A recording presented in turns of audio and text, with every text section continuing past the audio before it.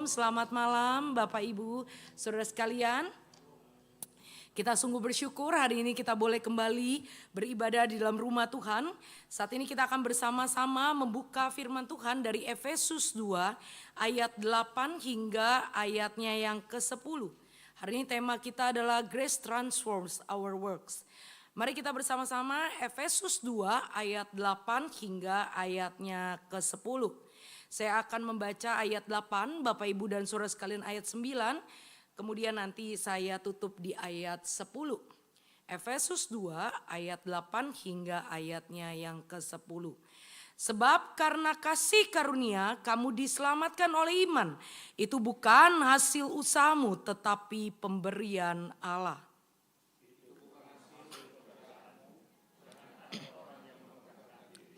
Karena kita ini buatan Allah, diciptakan dalam Kristus Yesus untuk melakukan pekerjaan baik yang dipersiapkan Allah sebelumnya. Ia mau supaya kita hidup di dalamnya. Saudara, kita hidup di dalam dunia yang kalau kita mau jujur tidak pernah memberikan kita ruang untuk berhenti. Sejak kita bangun pagi hingga tidur malam, hidup kita selalu diukur, dinilai dan bahkan dibandingkan. Kita dinilai dari yang pertama, seberapa produktif kita hari ini. Yang kedua, seberapa cepat kita bisa merespon. Ketiga, seberapa baik kita memenuhi ekspektasi. Dan yang terakhir, seberapa konsisten kita mampu menampilkan versi terbaik dari kita. Sehingga tanpa kita sadari, kita membangun identitas kita sebagai proyek pencitraan yang terus-menerus kita bangun dan kita pamerkan. Yang sesungguhnya kalau kita mau lihat akarnya, ini merupakan wujud daripada manifestasi modern. Dari upaya manusia untuk membenarkan diri sendiri atau self-justification. Yang pada akhirnya saudara bukan membuat kita happy, tetapi justru menjadi beban yang makin lama akan menghancurkan jiwa kita. Karena kita selalu menuntut ataupun dituntut untuk sempurna. Yang kita tahu dengan pasti bahwa tidak ada seorang pun yang bisa sempurna setelah manusia jatuh di dalam dosa. Sehingga tuntutan demi tuntutan, sehingga ekspektasi demi ekspektasi yang kita lakukan akhirnya membuat hati kita, hidup kita menjadi lelah dan putus asa. Saudara, ternyata tekanan untuk terus-menerus membenarkan diri, membuktikan nilai diri. Sebenarnya ini bukanlah fenomena yang baru terjadi pada masa kini. Di zaman Paulus pun itu sudah terjadi. Sekalipun tuntutannya bukan dalam bentuk KPI, algoritma dan juga ekspektasi sosial seperti hari ini. Tetapi tekanan yang terjadi pada masyarakat zaman dahulu pun pada prinsipnya sama. Karena itu hari ini kita mau belajar saudara. Dua hal mengenai anugerah Allah yang seharusnya mentransformasi perbuatan orang percaya.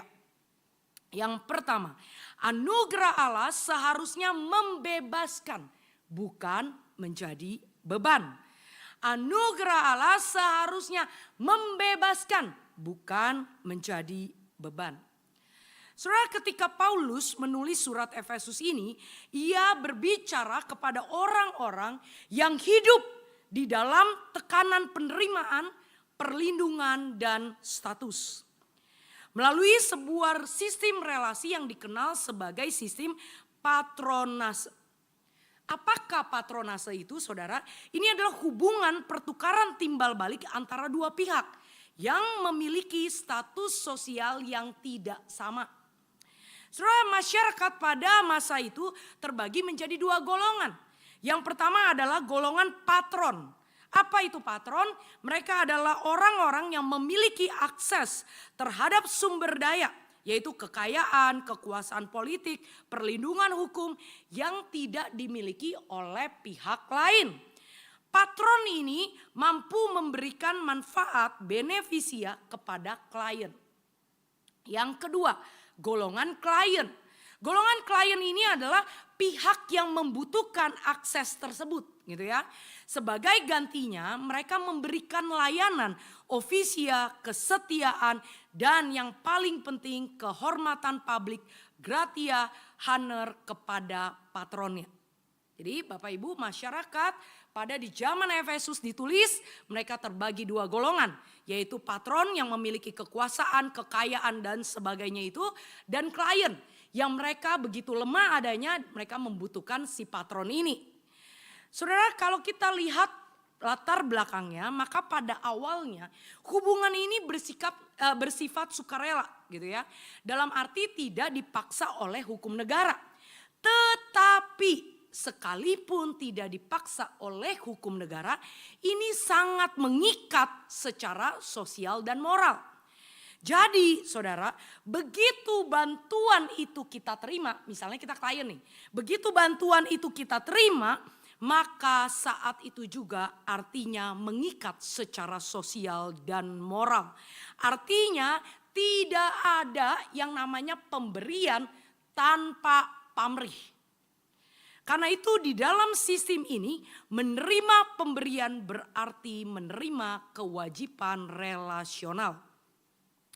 Karena itu saudara, ketika Paulus di ayat 8 dan sebelumnya di ayat 5, ketika dia mengungkapkan istilah karis atau kasih karunia, para pendengarnya atau audiens pada masa itu tidak mendengarnya sebagai pemberian gratis. Beda ya, kalau kita orang percaya hari ini mendengar kata karis, kasih karunia, kita tahu itu adalah kasih karunia Allah yang diberikan cuma-cuma. Tetapi pada pembaca pertama, yaitu orang-orang yang mendengar perkataan Paulus pertama kali, mendengar kata karis atau kasih karunia, itu relate banget dengan patron nase tadi. Artinya karis atau kasih karunia yang dimaksudkan bagi mereka itu adalah pemberian bukan pemberian gratis tanpa ikatan. Untuk memahami ini, saudara, seorang yang bernama Craig S. Kenner di dalam IVP Bible Background Commentary, dia menjabarkan sistem karis ini dalam konteks patronase itu seperti demikian. Mari kita perhatikan bersama. Saya berikan sebuah tabel yang membuat kita bisa memahaminya. Sikap pemberinya seperti apa? Yaitu kemurahan hati gitu ya, secara sosial kemurahan hati patron untuk memberikan bantuan kepada yang membutuhkan. Implikasinya apa? Jadi si patron ini sebenarnya ingin menunjukkan superioritas bahwa dia yang lebih tinggi dan menunjukkan kebajikan daripada patron. Lalu bentuknya seperti apa? Secara sosial yaitu dalam bentuk uang, jabatan, makanan, dan keselamatan, perlindungan. Nah, implikasinya apa? Manfaat yang sangat nyata yang bisa mengubah kehidupan si klien ini secara materi. Lalu responnya seperti apa? Secara sosial mereka harus berterima kasih yang diwujudkan lewat apa? Kesetiaan, loyalitas, dan layanan balik. Jadi bukan gratis ya yang seperti tadi saya sampaikan. Dan implikasinya apa? Ada kewajiban moral klien untuk membalas patronnya. Jadi ini adalah pamrih. Jadi bukan pemberian secara cuma-cuma. Sehingga di dalam pemerintahan Romawi seorang patron itu tidak mungkin akan memberikan manfaat kepada orang yang benar-benar tidak berdaya. Jadi di dalam bagian ini dia pasti lihat dulu ketika dia mau memberikan bantuan, dia lihat dulu orang ini ada potensi gak untuk membalas saya. Kalau nggak ada potensi, dia nggak akan mau berikan. Karena di dalam bagian ini jelas banget patron, dia hanya akan berinvestasi pada klien yang nantinya bisa balik modal istilahnya. Jadi kalau kita mau lihat contoh praktisnya bagaimana? Misalnya pada zaman itu seorang politisi Romawi itu akan menjadi patron bagi seorang penyair. Bukan karena kasihan terhadap penyair yang miskin, bukan.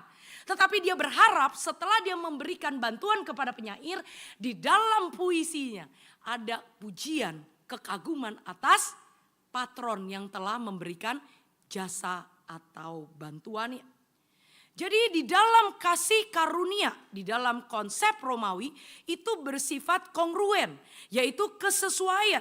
Pemberian diberikan kepada mereka yang dianggap layak atau berpotensi menjadi layak karena ada untung rugi yang kita sebut di masa sekarang, yaitu berdasarkan asas manfaat. Tentunya hal ini berbeda dengan yang Rasul Paulus masukkan di dalam ayat 8 yang tadi kita baca. Sebab karena kasih karunia kamu diselamatkan oleh iman. Itu bukan hasil usahamu, tetapi pemberian Allah. Itu bukan hasil pekerjaanmu. Jangan ada yang memegahkan diri. Bedanya apa dari yang patronase tadi? John Barclay di dalam bukunya Paul and the Gift, dia menunjukkan bahwa kasih Allah, kasih karunia Allah atau karis di dalam konteks Paulus itu memiliki 6 aspek.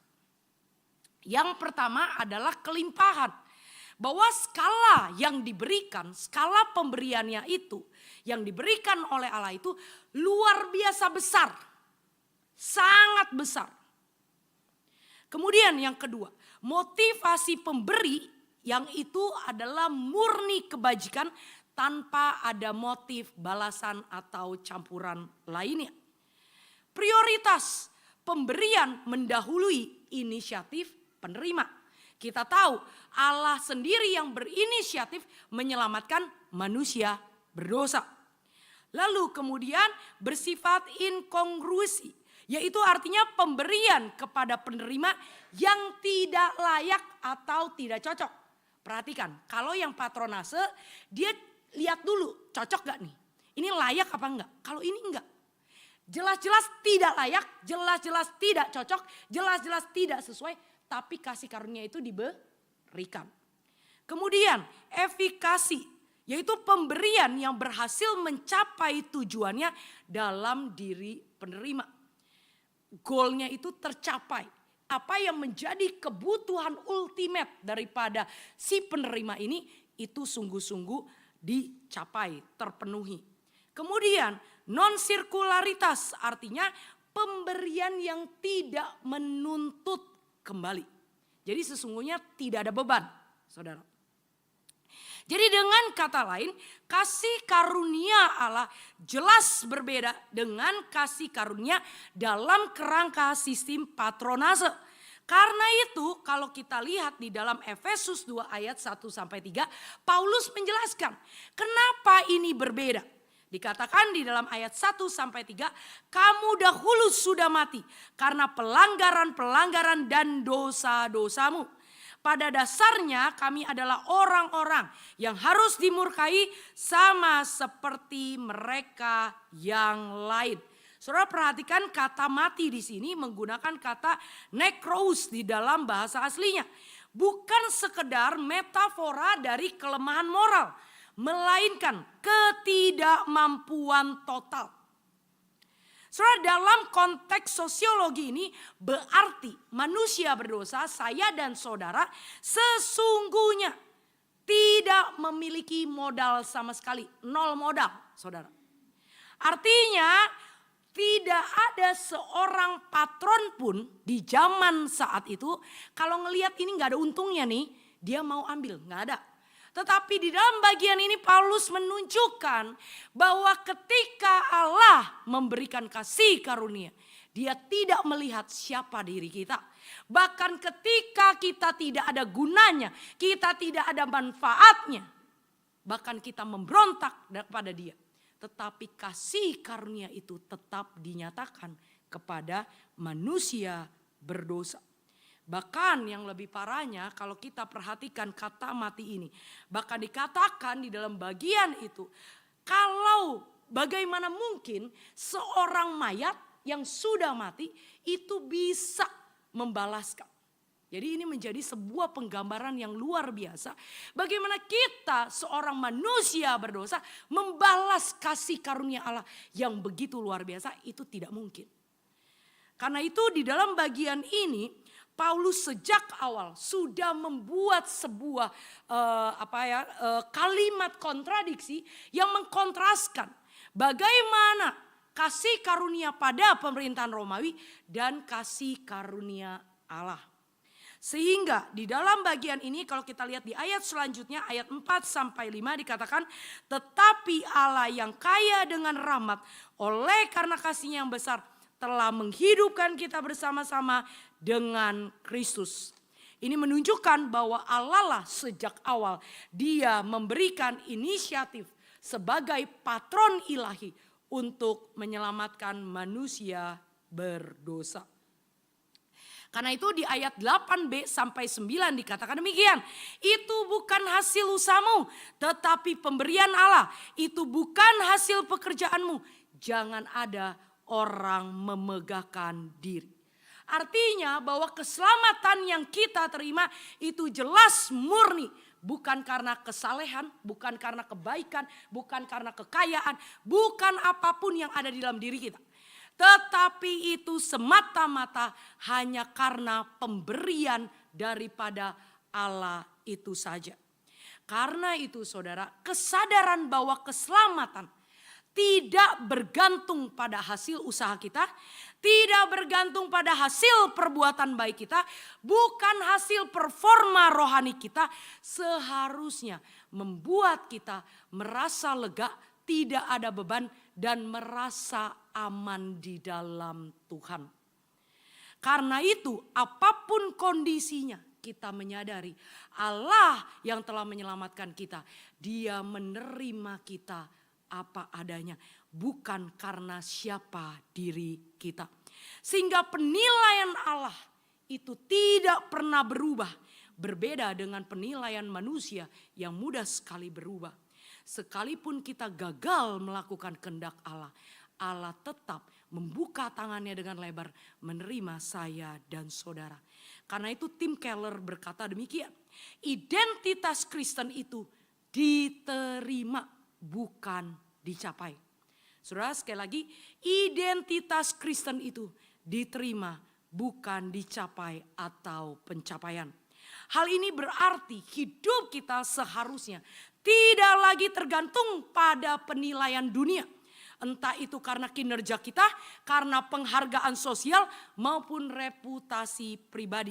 Sebaliknya, orang yang menyadari bahwa kita bukan siapa-siapa, tetapi diterima Tuhan, tetapi dikasihi Tuhan dengan sedemikian rupa, seharusnya penilaian kita berdasarkan daripada Tuhan saja. Kita tidak lagi fokus pada apa yang dikatakan dunia, tetapi seharusnya kita fokus pada apa yang Tuhan katakan tentang siapa diri kita di hadapannya.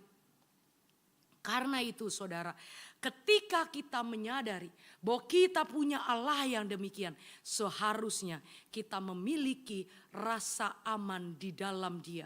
Identitas kita tidak dipengaruhi oleh situasi, kondisi, bahkan omongan orang-orang di sekitar kita. Tetapi seharusnya identitas kita didasarkan oleh penilaian Tuhan yang telah memberikan kasih karunia yang luar biasa buat kita. Saudara, ada seorang yang bernama Eric Henry Liddell. Siapakah Eric Henry Liddell ini, saudara? Saudara, dia adalah seorang pelari Skotlandia yang dikenal luas sebagai sprinter terbaik di awal abad ke-20. Ia lahir di tengah keluarga yang begitu mengasihi Tuhan. Sehingga baginya hari Minggu ia khususkan untuk beribadah kepada Tuhan. Saudara, singkat cerita pada tahun 1924 pada saat Olimpiade Paris dia dipanggil dan dia terpilih saudara menjadi orang yang akan bertanding di nomor 100 meter sebagai bagian talenta dia yang paling terbaik. Jadi kalau dia bertanding di Olimpiade 100 meter dipastikan dia pasti menang dan membawa emas bagi negaranya. Saudara, tetapi di dalam babak penyisian terakhir, lomba itu jatuh pada hari Minggu. Saudara, Erik ini sangat bergumul. Karena dia dari awal dia berkomitmen hari Minggu dia khususkan bagi Tuhan. Saudara, di tengah pergumulannya ini begitu banyak tekanan yang harus dia hadapi. Tekanan baik dari Pangeran Inggris, pers Inggris, asosiasi atletik maupun opini publik yang semua itu menyudutkan Erik ini. Dia dianggap sebagai pengkhianat bangsa kalau dia tidak mau bertanding. Bahkan dia dicaci maki ketika akhirnya dia memutuskan untuk tidak bertanding di 100 meter. Saudara, tentunya kita bertanya atau bahkan mungkin di antara kita pun bisa berpikir demikian. Bukankah lari di dalam olimpiade sekali ini aja? Gak apa-apa dong kita skip hari Minggu. Pasti Tuhan tahulah, pasti Tuhan mengerti. Saudara, sesungguhnya ini menjadi ujian validasi. Ketika ada sebuah pilihan, dia memilih untuk mendengarkan suara, teriakan, tepuk tangan meriah atas kemenangan yang dia raih, atau dia memilih akan Allah yang tersenyum ketika dia tetap teguh di dalam imannya. Saudara, pada kenyataannya kita melihat sekalipun dia dicaci maki, dia dituduh, dia difitnah sebagai mungkin, akhirnya dia tetap memilih untuk tidak bertanding di 100 meter. Tetapi akhirnya Tuhan memberikan kesempatan bagi dia untuk bertanding di 400 meter yang sebenarnya itu bukan spesialis dari dia. Bahkan orang-orang itu meragukan bahwa dia bisa menang di 400 meter. Saudara, ketika dia akan bertanding di 400 meter, Erik dia berlari terus memandang langit yang ada di atas. Seakan-akan dia sedang bertanding kepada satu penonton tunggal, yaitu Allah itu sendiri. Dan akhirnya ia memenangkan medali emas untuk negaranya. Saudaraku, jikalau kita di posisi Erik, apakah kita masih bisa memilih untuk mendengarkan suara Tuhan? Atau kita memilih mendengarkan suara dunia yang memberikan kita kebahagiaan dan ketenangan semu. Saudara, bukankah dalam hidup kita lebih banyak mendengarkan penilaian, mendengarkan omongan orang lain dibandingkan apa yang Tuhan katakan tentang kita. Saudara, anugerah hari ini yang kita terima seharusnya membuat kita bukan menjadi beban, tetapi justru melegakan. Karena apapun kondisi kita hari ini, bahkan sekalipun engkau gagal taat melakukan kehendak Tuhan, Allah tidak pernah membuang saya dan saudara. Ia tetap mengasihi saya dan saudara. Dan seharusnya Allah itulah yang kita utamakan. Dan harusnya penilaian Tuhan itulah yang menjadi fokus di dalam kita menjalani hari demi hari. Yang kedua, anugerah Allah seharusnya mendorong perbuatan baik. Saudara, perhatikan ayat 10b, dikatakan diciptakan dalam Kristus Yesus untuk melakukan pekerjaan baik yang dipersiapkan Allah sebelumnya. Ia mau supaya kita hidup di dalamnya. Saudara, banyak orang Kristen salah memahami kasih karunia Allah yang gratis, yang cuma-cuma membuat kita meniadakan respon untuk melakukan perbuatan baik. Saudara, bukan berarti karena kasih karunia itu cuma-cuma jadi kita berpangku tangan. Bukan karena kasih karunia itu diberikan gratis kita diem aja. Bukan begitu, saudara. Saudara, Klein Snodgrass di dalam Nifak Commentary mengingatkan kita bahwa kasih karunia yang disampaikan Paulus di dalam surat Efesus ini adalah kuasa yang mentransformasi. bukan sekedar amnesti hukum. Artinya apa saudara? Kita tunduk kepada Allah, kita taat kepada Allah bukanlah beban perbudakan, melainkan berpartisipasi dalam hidup yang telah ditebus oleh Allah. Jadi perbuatan baik atau pekerjaan yang kita lakukan itu adalah bagian integral dari keselamatan. Bukan sebagai penyebab, tetapi sebagai buah daripada wujud kasih karunia yang telah kita terima. Kita berbuat baik, kita melakukan segala sesuatu untuk Tuhan, bukan untuk dapat keselamatan, saudara. Tetapi keselamatan kita yang sudah kita terima itu justru membuat kita melihat betapa besar kasih Allah sehingga kita mau bersyukur. Ini menjadi satu bentuk wujud kita untuk rindu memuliakan Allah. Karena Allah yang kita sembah adalah Allah yang begitu mengasihi kita, terlepas daripada kegagalan kita di dalam melakukan kehendak Tuhan. Harusnya anugerah Allah membuat kita berapi-api, membuat kita begitu rindu melakukan apa yang menjadi kehendak Tuhan. Karena kita tahu Allah begitu mengasihi kita. Saudara, kalau kita punya pemahaman ini, maka ketika kita berbuat baik, ketika kita melakukan apa yang menjadi perintah Tuhan, itu bukan lagi beban. Tetapi itu yang kita tahu bahwa itu yang Tuhan inginkan, pasti itu yang terbaik buat kita. Sehingga kita akan melakukannya dengan tulus tanpa paksaan.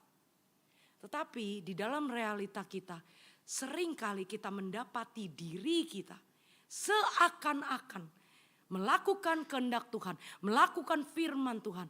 Itu seperti batu yang begitu besar yang ada di pundak kita. Saudara, kalau kita merasakan hal seperti itu, jangan-jangan konsep kita salah.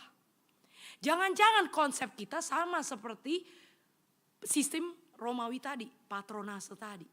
Ketika kita mendapatkan karunia, kasih karunia, mendapatkan keselamatan. Seakan-akan kita dituntut untuk memberikan setimpal. Saudara, apa betul kita bisa membalas kasih Allah yang begitu besar? No. Sehingga di dalam bagian ini bukan juga Tuhan seakan-akan mengemis kepada kita. Untuk kita, ayo saya sudah memberikan, kamu harus memuji saya. Kamu harus melakukan. No. Bahkan ketika kita tidak memuji dia, Tuhan pun bisa mengubah batu untuk memuji dia. Artinya kita memuji dia atau tidak, dia adalah Allah yang layak untuk dipuji. Sudah jadi perbuatan baik yang kita lakukan itu sesungguhnya harusnya menjadi wujud syukur kita atas keselamatan yang Tuhan berikan. Karenanya orang percaya diselamatkan tanpa pekerjaan baik. Tetapi saudara, kita tidak diselamatkan tanpa tujuan pekerjaan baik. Mengapa demikian saudara? Perhatikan ayat 10a. Karena kita ini buatan Allah. Saudara, kata buatan di dalam bagian ini menggunakan kata poima di dalam bahasa Yunaninya. Itu biasa kita kenal di dalam bahasa Inggrisnya ada poem atau poetry. Yaitu puisi saudara. Artinya sejak awal Tuhan itu tidak menciptakan kita sebagai produk massal. Bukan. Tetapi Tuhan menciptakan kita dengan sangat unik. Kita adalah karya seni Allah, masterpiece-nya Allah yang menunjukkan betapa berharganya kita bagi Allah. Bahkan ketika manusia yang diciptakannya begitu amat sangat baik. Ketika dia jatuh di dalam dosa, Tuhan pun tidak membuangnya. Bahkan dia angkat kembali, dia pulihkan kita. Kita dipanggil menjadi anak-anak Allah. Dan sudah seharusnya kita adalah orang-orang yang ditebus oleh Allah. Tujuan hidup kita bukan lagi kemuliaan diri. Tetapi adalah kemuliaan Tuhan. Karena kita tahu bahwa kita diciptakan sebagai masterpiece-nya Allah. Ada tujuan rencana yang terbaik yang Tuhan mau kita lakukan. Saudaraku yang terkasih dalam Tuhan, karena itu perbuatan baik bukan syarat keselamatan, bukan alat pembenaran, tetapi tujuan dari keselamatan dan buah dari hidup yang sudah dibenarkan oleh Tuhan.